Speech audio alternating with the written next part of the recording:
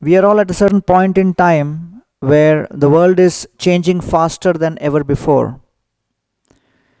Previously, the kind of changes which would be seen over a period of 50 years is now happening over a period of 5 years. As things change, we need to embrace things that don't change in order to remain rooted, to remain stable, and to remain grounded. And I think that although it is 5,000 years since the Bhagavad Gita was spoken, as opposed to other forms of knowledge which become obsolete over a period of couple of years or 3 years or 5 years, the ancient texts like the Gita seem to be the need of the hour for people of this world who are dealing with modern problems, but they have an opportunity disharmony, conflicts, challenges, terrorism, poverty, economic inequity, lack of sustainability, environmental degradation, nuclear proliferation. Although the nature and names of these problems and the extent and the statistics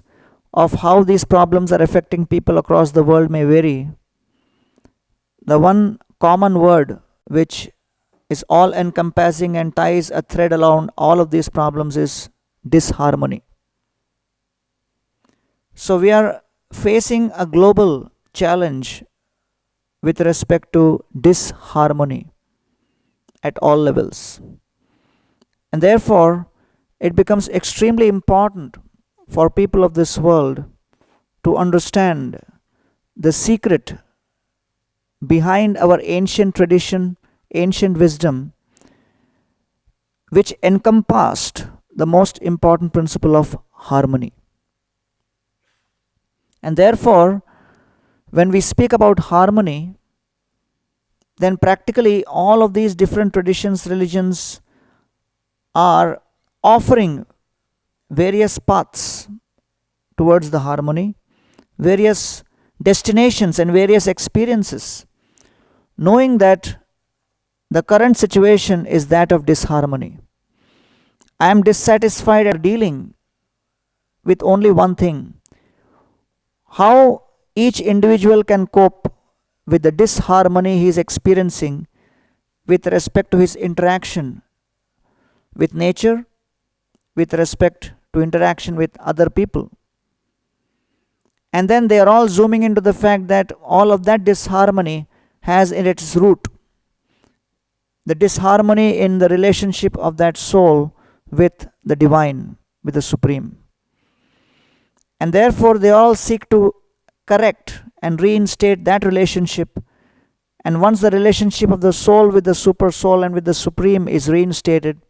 in the different flavors as described in all of these traditions, then they are offering solutions with respect to harmony with other souls and harmony with nature. And so once we establish that relationship with the supreme, then automatically these two relationships are automatically taken care. Just as a person who identifies in a relationship with his father and mother is immediately able to develop a very close relationship with other members of his family. And so therefore in our ancient tradition we have this concept of Udara Charitanam tu Vasudhaiva Kutumbakam. So therefore the ability for us to create this harmony is only possible when we harmonize our relationship with the Supreme, and that's at the root of Vaishnavism. It's very interesting. And therefore, Vaishnavism studies in the 21st century is extremely relevant, because as days are progressing, the society is becoming excruciatingly egocentric, self-centered, and what with the onset of social media, a few companies sitting within a few blocks of each other in San Jose are practically destroying the entire fabric of how the world would think and act. And therefore, the concept of communities, cooperation, mutual appreciation, understanding is going down as social media. It completely obliterates the need for any pre-qualification before you can express yourself in any form to any class of people, by giving the power to each individual to express themselves openly and blatantly, express their voices and opinions without having any form and sort of filter. And therefore, as age progresses, the whole concept of I, me, and mine will become so prominent that it will become extremely difficult to control conflicts which arise out of these kind of differences of opinion. And therefore, a time may come where even the practice of Vaishnavism may be considered to be a myth, where one may feel that even the attempt to dissolve the false ego may be considered to be ludicrous. And therefore, unless the group of scholarly Vaishnavas come together and tackle this very important dimension of how to take the lofty ideals of the Vaishnava philosophy, which speak about submitting to the will of the Supreme who cannot be seen and whose opinions were voiced millions of years ago, encoded in some scriptures. But he does not have the privilege of having his own Facebook page, and he doesn't have the privilege of daily updates. And as compared to that, we have billions of people on this planet who have the privilege of expressing their opinions, whether relevant or not. And then, as this dichotomy goes on increasing, we would need more and more people to represent that voice in a way which is relevant, experienced, and assimilated by majority of the people who are unaware of the principles which were spoken about Vishnu or spoken by Vishnu and his expectations with respect to how harmony can be created within society. And therefore, when scholars put their minds together, a churning happens, and as a result of that churning, tremendous amount of inspiration and knowledge is churned. And in due course of time, when that knowledge turns into application, it's going to really create a revolution. So I'm extremely honored that such luminaries from the field of academia have gathered to discuss and understand and churn a subject matter, the ramifications and impact of which will be felt by their grandchildren. So this investment we may be making may not yield immediate results within our lifespan,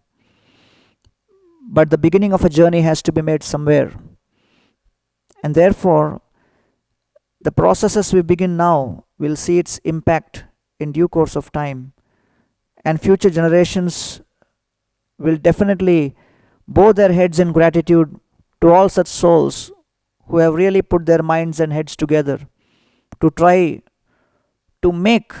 all of those esoteric principles of Vaishnavism relevant, applicable, impactful in the day-to-day lives of very fast changing, unpredictable, social media driven world coming up in the next 50 years. So we hope and pray that this partnership with Mumbai University continues, and we would also be very honored to partner with all such like-minded individuals and souls across the globe, because the names may be different, countries may be different, races may be different, but ultimately, when the disease hits any part of the world, the research begins across the globe as far as finding the drug for that particular disease is concerned. And the whole of humanity is facing within their mind the viruses of greed, pride, lust, envy, anger, and illusion. And in the history of creation, practically speaking, there has been only one kind of drug which has been found as a solution to all of these subtle impurities, and that is reconnecting the relationship of the soul with the divine. And we are all on that path, and we hope that we will work together for a society which will be filled with peace and harmony and ultimate all round health care for each and every individual as envisaged by the WHO.